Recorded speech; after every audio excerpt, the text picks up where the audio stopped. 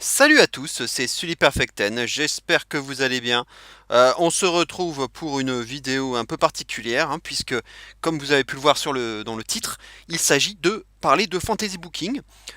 Pourquoi? Parce que c'est quelque chose que j'avais en tête depuis un certain temps, parce que j'aime bien en faire, j'aime beaucoup même en faire, j'en fais énormément, ça peut être un peu une idée, on va dire un pilote de vous faire une vidéo pour parler de fantasy booking. Et si ça vous plaît, bien, et si vous m'encouragez à le faire, à continuer, eh bien j'en ferai de temps en temps. On verra bien ce que ça donne. Donc c'est un peu un essai, hein. On verra bien ce que ça donne. Euh, et en tant que passionné de catch, je ne me, consi- je ne me contente pas en tout cas de regarder des shows. J'aime bien aussi élaborer des théories, essayer de me mettre à la place des bookers, hein, de me mettre dans leur tête et pour essayer de deviner ce vers quoi ils veulent nous mener ou nous emmener. Euh, et, et souvent, ça m'aide aussi à faire les pronostics. J'essaie de me dire, mais pourquoi est-ce que la WWE ferait gagner tel ou tel lutteur? Pourquoi est-ce qu'il ferait intervenir telle ou telle personne? Dans quel but? Quelles seraient les conséquences pour les shows suivants? Puisque justement, le but c'est d'anticiper, de se dire, mais ce qui pourrait arriver dans les shows à venir, dans le Raw du lendemain, ou le SmackDown qui suit, ce vers quoi ils veulent nous emmener. Par exemple, là, même si pour l'instant ça ne s'est pas matérialisé, et peut-être que ça ne se matérialisera pas du tout, euh, j'avais dit que, que le Kurt Angle pinerait le mise à TLC, dans le but que celui-ci soit le challenger numéro un pour le titre intercontinental. Alors pour l'instant, ils n'en ont pas du tout parlé euh, lors du dernier Raw, mais ça pourrait très bien arriver. Par contre, quelque chose qui est arrivé, vous vous en souvenez, c'est Hell in a Cell, où je vous avais dit, dans mes pronostics, que l'implication de plus en plus importante de Sami Zayn, euh, dans la feud entre Kevin Owens et Shane McMahon, n'était pas le fruit du hasard, notamment le dernier segment backstage, hein, où Sami Zayn essaye d'alerter Shane McMahon sur le côté un peu douteux, en tout cas le manque de confiance qu'on peut attribuer dont on peut faire preuve vis-à-vis de Kevin Owens, dire attention à lui, avant c'était mon meilleur ami et voilà comment ça s'est terminé. Donc on avait vu que Shane McMahon avait vraiment envoyé balader Sami Zayn et puis on a vu ce qui s'était passé à Hell in a Cell. On a vu comment ça s'était terminé. Voilà un petit exemple euh, de fantasy booking que j'avais fait. Je me suis dit, attention, Sami Zayn, on le voit de plus en plus, peut-être que ça va mener vers quelque chose à Hell in a Cell. Et pour le coup, j'ai eu raison. Alors évidemment, ça marche pas à tous les coups, hein. Voilà, hein, forcément. Je peux pas évidemment deviner à tous les coups ce que la WWE veut faire. Mais parfois, on peut tomber juste, comme ce fut le cas ici. Eh bien, j'avais envie de faire la même chose pour les Survivor Series. Alors, pas tout le pay-per-view, hein, parce que sinon il y en a pour des heures. Je voulais juste me concentrer sur le combat principal, qui sera le 5 contre 5 SmackDown versus Raw du côté masculin. On a eu déjà des premiers éléments, hein, sur les équipes respectives. On sait déjà que du côté de SmackDown, Randy Orton sera le capitaine, hein, puisqu'il a battu Sami Zayn et du coup il est qualifié et en plus il sera le capitaine. Mardi, dans le prochain SmackDown, il y aura deux matchs pour attribuer deux tickets supplémentaires, à savoir un match 2 out of 3 falls entre Dolph Ziggler et Bobby Roode et un autre match entre Kevin Owens et Shinsuke Nakamura.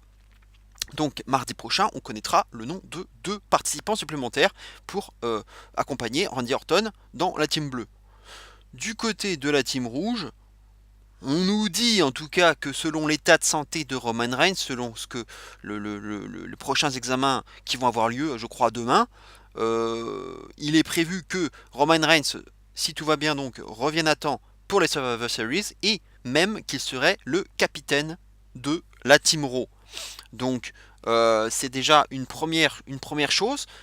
Pour le moment, nous ne savons que ça, puisque évidemment, si vous avez vu la fin de Monday Night Raw lundi dernier, vous avez pu voir que Kurt Angle n'a pas eu le temps de donner la composition de son équipe, puisqu'il s'est fait attaquer par surprise par en tout cas une grande partie du roster de SmackDown.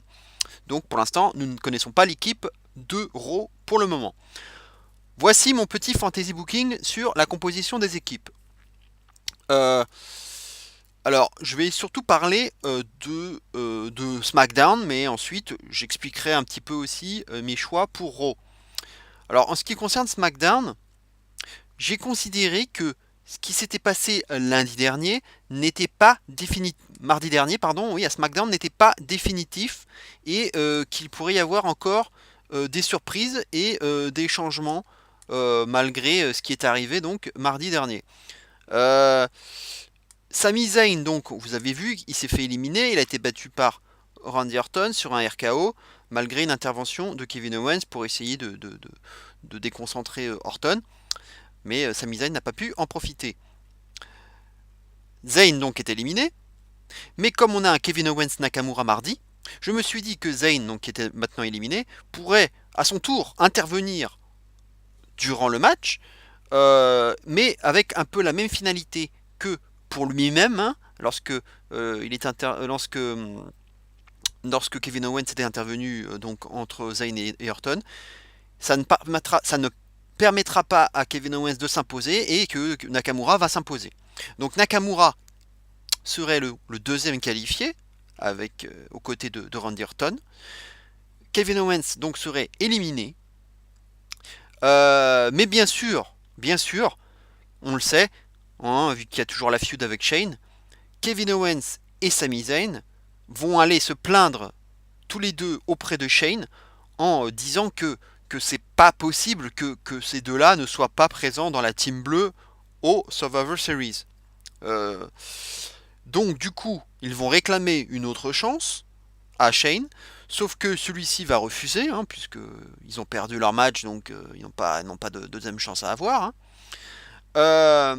Sauf que plus tard, dans le même show, on va découvrir un segment dans lequel on va avoir en backstage Randy Orton complètement allongé, inanimé au sol, et de la même façon, on verra aussi Nakamura allongé au sol, inanimé.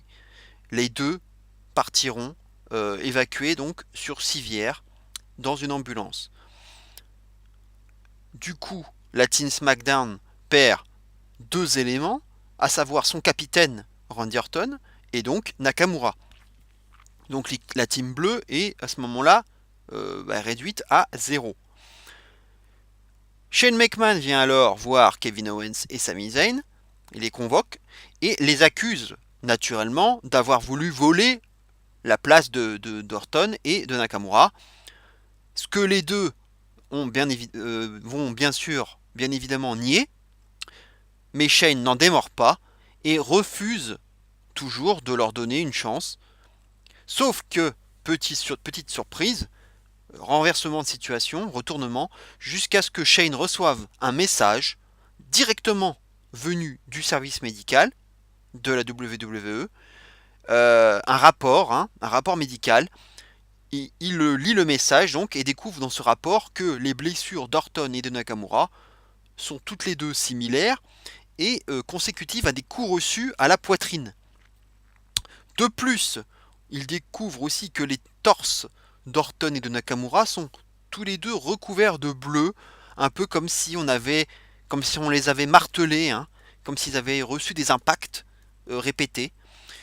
Et après enquête, Shane McMahon va découvrir finalement que les coupables étaient les Bludgeon Brothers, donc Eric Rowan et Luke Harper, hein, qu'on a vu dans des vignettes mais qui ne sont pas encore apparus officiellement.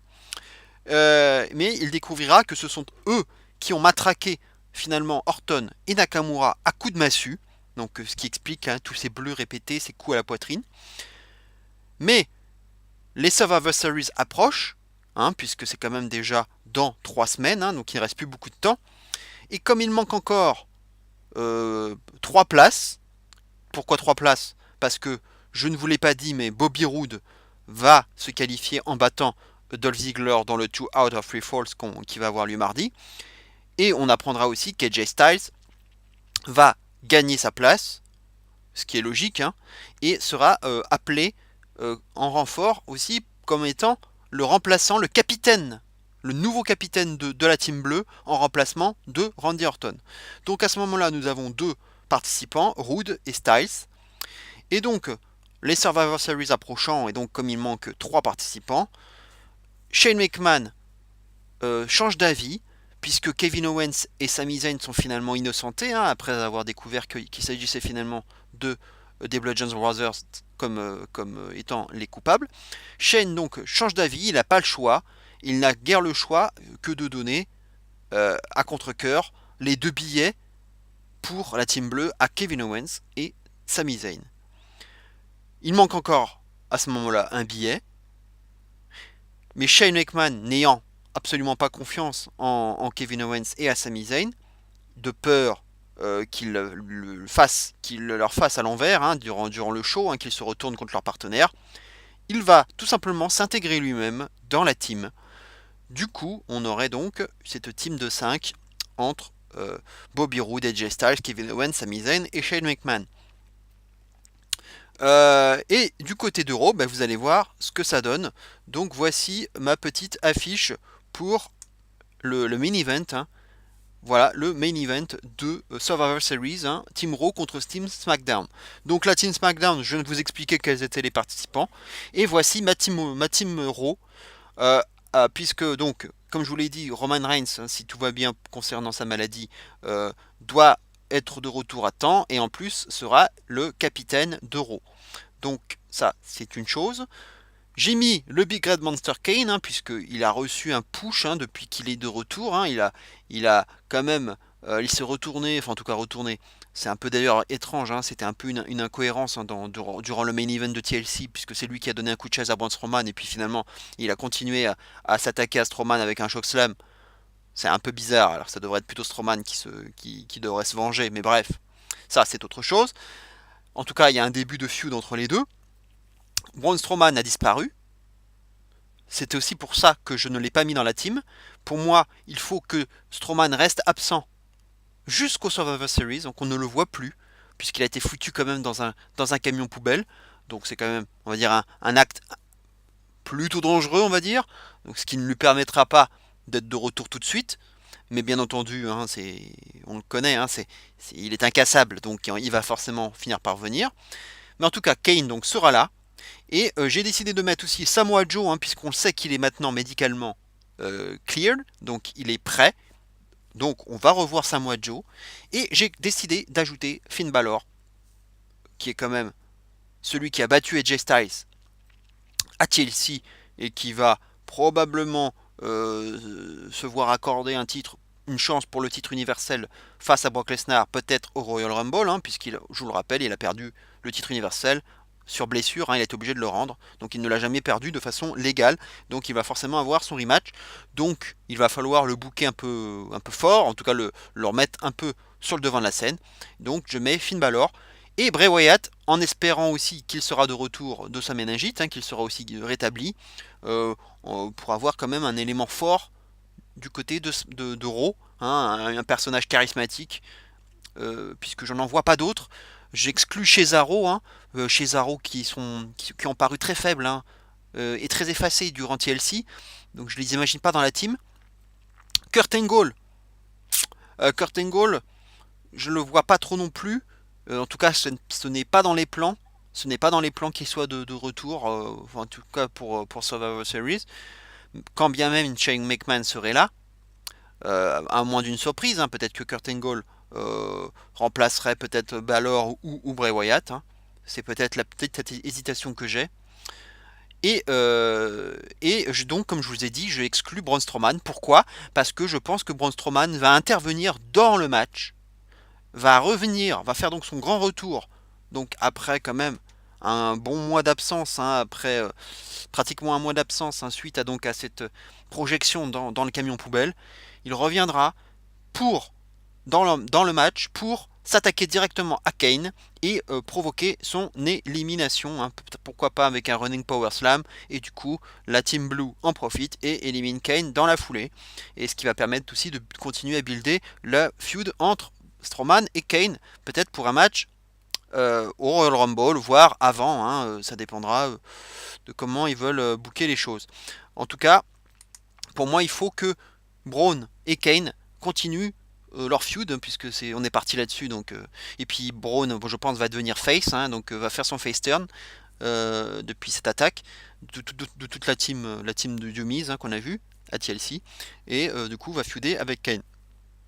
Voilà un peu ce que j'en pense.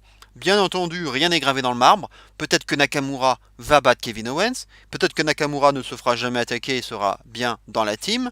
Peut-être que Dolph Ziggler va battre Bobby Roode, on ne sait jamais. Et peut-être que Kevin Owens aussi peut-être que Kevin Owens va battre Nakamura clean, et que Sami Zayn ne sera jamais dans la team. Peut-être que Ty Dillinger aura peut-être son petit mot à dire. Rousseff aussi. Bref, il y a quand même pas mal de possibilités. Donc, bien entendu, mon petit fantasy booking est tout à fait modifiable. Ce n'est qu'un avis personnel et ce n'est qu'une idée parmi tant d'autres. Voilà, c'était tout ce que je voulais dire sur ce petit fantasy booking. J'espère que ça vous plaira. C'était un peu un pilote, comme je vous disais, un petit test, une vidéo courte, hein, ça vous fera plaisir que je fasse des vidéos courtes, hein, ça me changera un petit peu. En tout cas, dites-moi ce que vous en pensez. Encouragez-moi à continuer, hein. Likez la vidéo, hein. C'est surtout comme ça que je saurai s'il faut continuer ou pas, et si vous avez envie que je continue, ou en tout cas aussi en regardant le nombre de vues, voir si ça va beaucoup faire de vues. En tout cas, on se retrouve très prochainement pour une nouvelle vidéo. Je vous souhaite une bonne soirée, et d'ici là, bien entendu, vive le catch. Ciao à tous.